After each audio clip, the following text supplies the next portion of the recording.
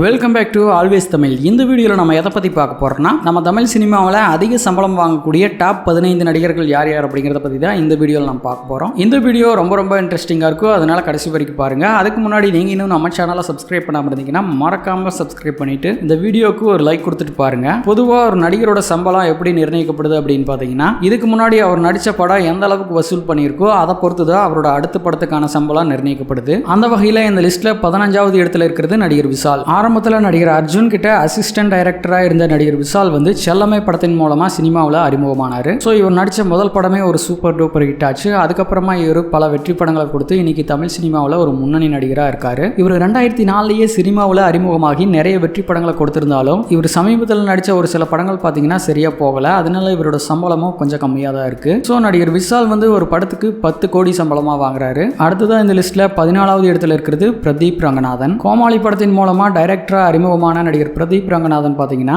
இன்னைக்கு தமிழ் சினிமாவோட டாப் ஹீரோக்கள்ல ஒருத்தராக இருக்காரு. எந்த சினிமா பேக்ரவுண்டுமே இல்லாம வந்த இவர் முதல்ல கோமாளி அப்படிங்கிற படத்தை டைரக்ஷன் பண்ணாரு. அந்த படம் ஒரு மிகப்பெரிய சூப்பர் டூப்பர் ஹிட் ஆச்சு. அதனால அடுத்த படத்துல இவரே ஹீரோவா நடிச்சாரு. அதுதான் லவ் டுடே படம். அந்த படம் 100 கோடியை கலெக்ஷன் பண்ணதுனால இவரோட மார்க்கெட் பயங்கரமா அதிகமாயிருச்சு. இதுவரைக்கும் எந்த நடிகருமே முதல் படத்துல 100 கோடியை கலெக்ஷன் பண்ணது கிடையாது. ஆனா இவர் முதல் படத்திலேயே 100 கோடியை கலெக்ஷன் பண்ணி தமிழ் சினிமாவையே திரும்பி பார்க்க வச்சாரு. அடுத்ததா இப்ப சமீபத்தில் டிராகன் படத்தில் நடிச்சாரு. அந்த படமும் 100 கோடிக்கு மேல கலெக்ஷன் பண்ணி மிகப்பெரிய வெற்றி அடைஞ்சது. அதனால இவரோட சம்பளமும் பயங்கரமா அதிகமாயிருச்சு. இவர் அந்த படத்துக்காக 12 கோடி சம்பளமா வாங்கியிருக்காரு. அடுத்ததான் இந்த லிஸ்ட்ல 13வது இடத்துல இருக்கிறது ராகவா லாரன்ஸ். ஆரம்பத்தில் டான்ஸ் மாஸ்டரா அறிமுகமான ராகவா லாரன்ஸ் பாத்தீங்கன்னா இன்னைக்கு தமிழ் சினிமாவில் ஒரு முன்னணி நடிகராக இருக்காரு. இவர் ஆரம்பத்தில் பாத்தீங்கன்னா டான்ஸ் மாஸ்டரா இருந்து ஒவ்வொரு பாட்டுக்கு மட்டும் வந்துட்டு போவாரு. அதுக்கப்புறம் ஆரம்பத்தில் அற்புதம் ஸ்டைல் அப்படின்னு நிறைய படங்கள் நடிச்சாரு. அந்த படங்கள் எதுவுமே அந்த அளவுக்கு பெருசா வெற்றி அடையல. அதுக்கப்புறமா முனி அப்படின்னு ஒரு பேய் படத்தில் நடிச்சாரு. அந்த படம் மிகப்பெரிய வெற்றி அடைஞ்சு இவரோட கரியரையே மொத்தமா மாத்திருச்சு. அந்த படத்தோட வெற்றிக்கு அப்புறமா காஞ்சனா பார்ட் 1 பார்ட் 2 அப்படின்னு அடுத்தடுத்து இவர் எடுத்த பேய் படங்கள் எல்லாமே மிகப்பெரிய வெற்றி அடைஞ்சது. இன்னைக்கு தமிழ் சினிமாவில் பேய் படம் அப்படின்னு சொன்னாலே ராகவா லாரன்ஸ் தான் ஞாபகத்துக்கு வருவாரு. அந்த அளவுக்கு இவர் ஒரு முன்னணி நடிகரா மாறி இருக்காரு. இவர் ஒரு படத்துக்கு எவ்வளவு சம்பளமா வாங்குறாருன்னு பாத்தீங்கன்னா 15 கோடி சம்பளமா வாங்குறாரு. அடுத்ததான் இந்த லிஸ்ட்ல 12வது இடத்துல இருக்கிற நடிகர் ஜெயம் ரவி. ஜெயம் படத்தின் மூலமா அறிமுகமாகி இன்னைக்கு தமிழ் சினிமாவில் ஒரு டாப் ஹீரோவா இருக்காரு. இவர் நடிச்ச முதல் படமே சூப்பர் ஹிட் ஆனதால அந்த படத்தோட பேரையே இவர் பேரோட சேர்த்து ஜெயம் ரவி அப்படின்னு அழைக்கப்படுறாரு. இவர் ஆரம்பத்தில் M Kumaran son of Mahalakshmi போன்ற நிறைய வெற்றி படங்களை கொடுத்தாரு. அதுக்கப்புறம் பொன்னியின் செல்வன் தனியொருவன் அப்படின்னு நிறைய வெற்றி படங்களை கொடுத்திருந்தாலும் இவர் சமீபத்தில் நடிச்ச நிறைய படங்கள் பார்த்தீங்கன்னா சரியா போகல. ஆக்சுவலா பார்த்தீங்கன்னா சிம்பு தனுஷ்க்கு இணையா சம்பளம் வாங்க வேண்டிய ஒரு நடிகர் தான் நடிகர் ஜெயம் ரவி. ஏன்னா அவங்க சினிமாவில் அறிமுகமாகிற அந்த டைம்லயே இவரும் சினிமாவில் அறிமுகமாயிட்டாரு. ஆனா இவர் சமீபத்தில் நடிச்ச நிறைய படங்கள் சரியா போகாததால இவரோட சம்பளமும் பார்த்தீங்கன்னா கொஞ்சம் கம்மியா இருக்கு. இவர் ஒரு படத்துக்கு எவ்வளவு சம்பளமா வாங்குறாருன்னு பார்த்தீங்கன்னா இவரும் 10 இருந்து 15 கோடி ஒரு படத்துக்கு சம்பளமா வாங்குறாரு. அடுத்ததான் இந்த லிஸ்ட்ல 11வது இடத்துல இருக்கிறது நடிகர் விஜய் சேதுபதி. 2010 ரிலீஸ் ஆன தென்மேற்கு பருவக்காற்று படத்தின் மூலமா சினிமாவில் ஹீரோவா அறிமுகமான இவர் பாத்தீங்கன்னா ஆரம்பத்தில் பீட்சா சூதுகவும் அப்படின்னு அடுத்தடுத்து நிறைய வெற்றி படங்களை கொடுத்து மக்கள் மனசுல இடம் பிடிச்சாரு. அது மட்டும் இல்லாம வந்த வேகத்திலேயே இவர் நிறைய படங்கள் நடிச்சிட்டாரு. எந்த கேரக்டர் கொடுத்தாலும் அந்த கேரக்டராகவே மாறி அவரோட திறமையான நடிப்பை வெளிப்படுத்தியதன் மூலமா இன்னைக்கு தமிழ் சினிமாவில் ஒரு டாப் ஹீரோவா இருக்காரு. அது மட்டும் இல்லாம தமிழ் சினிமாவில் வேகமா வளர்ந்து வரக்கூடிய ஒரு நடிகராகவும் இருக்காரு. ஹீரோவா மட்டும் இல்லாம நிறைய டாப் ஹீரோஸ்க்கு இவர் வில்லனாகவும் நடிச்சிட்டு இருக்காரு. இவர் சமீபத்தில் நடிச்ச மகாராஜா படம் ஒரு மிகப்பெரிய சூப்பர் ஹிட் ஆயிருக்கு. ஆனா அதுக்கு முன்னாடி நடிச்ச நிறைய படங்கள் பாத்தீங்கன்னா சரியா போகல. இவர் ஒரு படத்துக்கு எவ்வளவு சம்பளமா வாங்குறாருன்னு பாத்தீங்கன்னா 10 இருந்து 21 கோடி வரைக்கும் இவர் ஒரு படத்துக்கு சம்பளமா வாங்குறாரு. அடுத்ததா இந்த லிஸ்ட்ல 10வது இடத்துல இருக்கிறது நடிகர் சிலம்பரசன். ஆரம்பத்தில் அவரோட அப்பா படங்கள்ல குழந்தை நட்சத்திரமா நடிச்சிட்டு இருந்த நடிகர் சிம்பு 2002 காதல் அழிவதில்லை அப்படிங்கிற படத்தின் மூலமா தமிழ் சினிமாவில் ஹீரோவா அறிமுகமானாரு. இவர் ஆரம்பத்தில் வந்த வேகத்தில் பாத்தீங்கன்னா விஜய் அஜித்க்கு அப்புறமா இவருதான் அப்படின்னு சொல்ற அளவுக்கு இருந்தாரு. இவர் ஆரம்பத்தில் மன்மதன் வல்லவன் அப்படின்னு நிறைய வெற்றி படங்களை கொடுத்திருந்தாலும் இடையில இவரோட படங்கள் சரியா போகாம இருந்தது. அதுக்கப்புறமா மாநாடு அப்படிங்கிற படத்தின் மூலமா ஒரு மாசான கம்பேக் கொடுத்திருந்தாரு. சமீபத்தில் தக் லைஃப் படத்துல இவர் நடிச்சிருந்தாரு. ஆனா அந்த படம் சரியா போகலைனாலும் இவரோட நடிப்பு அந்த படத்துல ரொம்ப சூப்பரா தான் இருந்தது. ஆக்சுவலா இவர் பாத்தீங்கன்னா தனுஷ்க்கு இணையா சம்பளம் வாங்க வேண்டிய ஒரு நடிகர் தான். ஆனா இடையில இவரோட ஒரு சில படங்கள் சரியா போகாதனால இவரு இன்னைக்கு கொஞ்சம் கம்மியா சம்பளம் இருக்காரு. நடிகர் சிம்பு பாத்தீங்கன்னா ஒரு படத்துக்கு 25 கோடி சம்பளமா வாங்குறாரு. அடுத்ததான் இந்த லிஸ்ட்ல 9வது இடத்துல இருக்கிறது சியான் விக்ரம். நிறைய படங்கள் நடிச்சாரு. அது எதுவுமே சரியா ஓடல. அதுக்கப்புறம் சேது படத்துல தான் இவருக்கு முதல் வெற்றி கிடைச்சது. இவர் அந்த படத்துக்கு அப்புறமா சாமி தூள் அன்னியன் அப்படின்னு நிறைய வெற்றி படங்களை கொடுத்திருக்காரு. இவர் நடிக்காத கேரக்டரே இல்ல, எல்லா கேரக்டர்லயும் இவர் நடிச்சிருக்காரு. இவருக்கு எந்த கேரக்டர் கொடுத்தாலும் அந்த கேரக்டராகவே மாறி தன்னோட திறமையான நடிப்பை வெளிப்படுத்துவாரு. அது மட்டும் இல்லாம ஒவ்வொரு படத்துக்கும் கெட்டப் சேஞ்ச் பண்றது, உடம்பை ஏத்துறது இறக்குறது அப்படின்னு நிறைய கஷ்டப்பட்டு நடிச்சிருக்காரு. ஆக்சுவலா பாத்தீங்கன்னா இவர் விஜய் அஜித்க்கு ஈக்குவலா சம்பளம் வாங்க வேண்டிய ஒரு நடிகர் தான். சாமி, அந்நியன் படங்கள் வர டைம்ல எல்லாம் பாத்தீங்கன்னா விஜய் அஜித்க்கு இணையாவே இவருக்கும் மார்க்கெட் இருந்தது. சம்பளமும் அதிகமாக தான் வாங்கிட்டு இருந்திருக்காரு. இவர் சமீபத்தில் தங்கலான், வீரதீர சூரன் போன்ற படங்கள் எல்லாம் நடிச்சிருந்தாரு. ஆனா அந்த படங்கள் எல்லாமே சரியா போகல. ஸோ நடிகர் விக்ரம் ஒரு படத்துக்கு எவ்வளவு சம்பளமா வாங்குறாருன்னு பாத்தீங்கன்னா 30 கோடி சம்பளமா வாங்குறாரு. அடுத்ததான் இந்த லிஸ்ட்ல 8வது இடத்துல இருக்கிறது நடிகர் கார்த்தி. ஆரம்பத்தில் ஆயுத எழுத்து படத்துல அசிஸ்டன்ட் டைரக்டரா ஒர்க் பண்ண நடிகர் கார்த்தி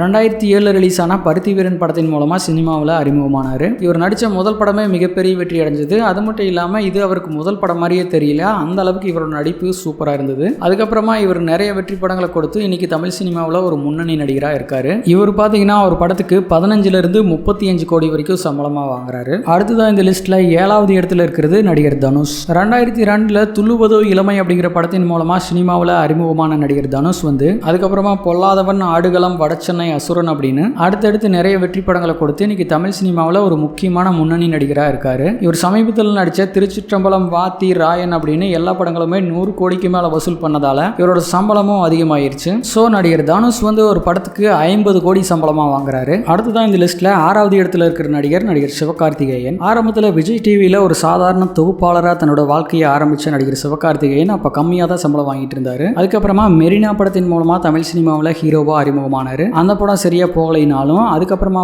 மான் கராத்தே, வருத்தப்படாத வாலிபர் சங்கம் போன்ற நிறைய வெற்றி படங்களை கொடுத்து தமிழ் சினிமாவில் ஒரு முன்னணி நடிகராக மாறினாரு. அதுக்கப்புறம் சமீபத்தில் டாக்டர் படம் 100 கோடியை வசூல் பண்ணி மிகப்பெரிய சாதனை பண்ணிருந்துச்சு. அந்த படம் சிவகார்த்திகேயனோட கரியர்லயே மிகப்பெரிய ஒரு திருப்பு முனையா அமைஞ்சது. அந்த படத்துக்கு அப்புறமா சிவகார்த்திகேயனோட சம்பளமும் பல மடங்கு அதிகமாயிடுச்சு. அதுக்கப்புறமா டான் படம் ரிலீஸ் ஆச்சு. அந்த படமும் 100 கோடிக்கு மேல வசூல் பண்ணிருக்கு. இது எல்லாத்தையும் விட சமீபத்தில் ரிலீஸ் ஆன அமரன் படம் 300 கோடிக்கு மேல வசூல் பண்ணி மிகப்பெரிய சாதனை பண்ணிருக்கு. இது வரைக்கும் ரஜினி, விஜய் படங்கள் மட்டும்தான் 300 கோடிக்கு மேல வசூல் பண்ணிருக்கு. நம்ம தல அஜித்தோட படங்களே இன்னும் 300 கோடியை வசூல் பண்ணதில்லை. இதனால சிவகார்த்திகேயனோட சம்பளம் மேலும் மேலும் இன்னும் அதிகமாயிருச்சு. தனுஷ், சிம்பு அப்படின்னு சிவகார்த்திகேயனுக்கு முன்னாடி வந்த டாப் ஹீரோக்கள் எல்லாரையும் ஓவர்டேக் பண்ணிட்டு சிவகார்த்திகேயன் முன்னாடி வந்திருக்காரு. இப்போ நடிகர் சிவகார்த்திகேயன் ஒரு படத்துக்கு 50 கோடி சம்பளமா வாங்குறாரு. இனி அடுத்தடுத்த படங்கள்ல இன்னும் சம்பளம் அதிகமாகும்னு சொல்லப்படுது. அடுத்ததான் இந்த லிஸ்ட்ல 5வது இடத்துல இருக்கிறது நடிகர் சூர்யா. நேருக்கு நேர் படத்தின் மூலமா தமிழ் சினிமாவில் ஹீரோவா அறிமுகமானவர் தான் நடிகர் சூர்யா. அதுக்கப்புறமா நந்தா படம் சூர்யாவோட கரியர்ல மிகப்பெரிய ஒரு திருப்பு முனையா அமைஞ்சது. அந்த படத்தோட வெற்றிக்கு அப்புறமா காக்க காக்க, கஜினி, வாரணமாயிரம் அப்படின்னு நிறைய வெற்றி படங்களை கொடுத்து தமிழ் சினிமாவில் இவரும் ஒரு முன்னணி நடிகராக உயர்ந்திருக்காரு.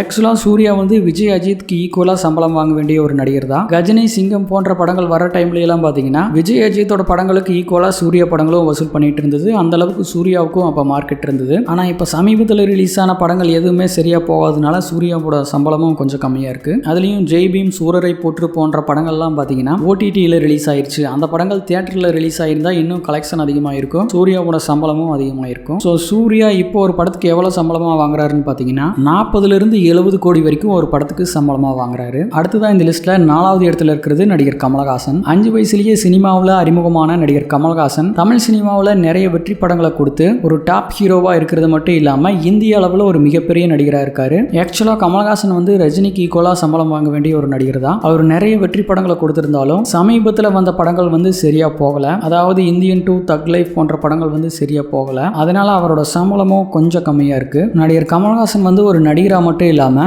டைரக்டர், ப்ரொடியூசர், டான்ஸ் மாஸ்டர், பாடலாசிரியர் அப்படின்னு எல்லாத்துலயுமே இவர் ஒரு மிகப்பெரிய லெஜெண்டா இருக்காரு. இவர் ஒரு படத்துக்கு எவ்வளவு சம்பளமா வாங்குறாருன்னு பாத்தீங்கன்னா 75 இருந்து 100 கோடி வரைக்கும் சம்பளமா வாங்குறாரு. அடுத்ததான் இந்த லிஸ்ட்ல 3வது இடத்துல இருக்கிறது நடிகர் அஜித். 1990 என் வீடு என் கணவர் படத்தின் மூலமா தமிழ் சினிமாவில் அறிமுகமானவர் தான் நடிகர் அஜித் குமார். இவர் ஆரம்பத்தில் காதல் கோட்டை, காதல் மன்னன் அப்படின்னு நிறைய வெற்றி படங்களை கொடுத்து தமிழ் சினிமாவில் ஒரு முன்னணி நடிகராக இருந்தார். அதுக்கப்புறமும் பில்லா மங்காத்தா அப்படின்னு நிறைய வெற்றி படங்களை கொடுத்து தமிழ் சினிமாவிலேயே அதிக ஃபேன் பேஸ் வச்சிருக்கிற நடிகர்கள்ல ஒருத்தராக இருக்காரு. இவரும் தளபதி விஜய்க்கு ஈக்குவலா சம்பளம் வாங்க வேண்டிய ஒரு நடிகர் தான். ஆனா இவர் சமீபத்தில் நடிச்ச படங்கள் சரியா போகாததால இவரோட சம்பளமும் கொஞ்சம் கம்மியா இருக்கு. அதாவது விஜய் கூட கம்பேர் பண்றப்ப கொஞ்சம் கம்மியா இருக்கு. சமீபத்தில் வெளியான விடாமுயற்சி, குட் பேட் அக்லி அப்படின்னு இவரோட படங்களுக்கு மிகப்பெரிய எதிர்பார்ப்பு இருந்தது. ஆனா அந்த படங்கள் எதிர்பார்த்த அளவுக்கு சரியா போகல. சோ நடிகர் அஜித் குமார் ஒரு படத்துக்கு 105 கோடியிலிருந்து 165 கோடி வரைக்கும் சம்பளமா வாங்குறாரு. அடுத்ததான் இந்த லிஸ்ட்ல 2வது இடத்துல இருக்கிறது சூப்பர் ஸ்டார் ரஜினிகாந்த். எந்த ஒரு சினிமா பேக்ரவுண்டுமே இல்லாம சினிமாவுக்குள்ள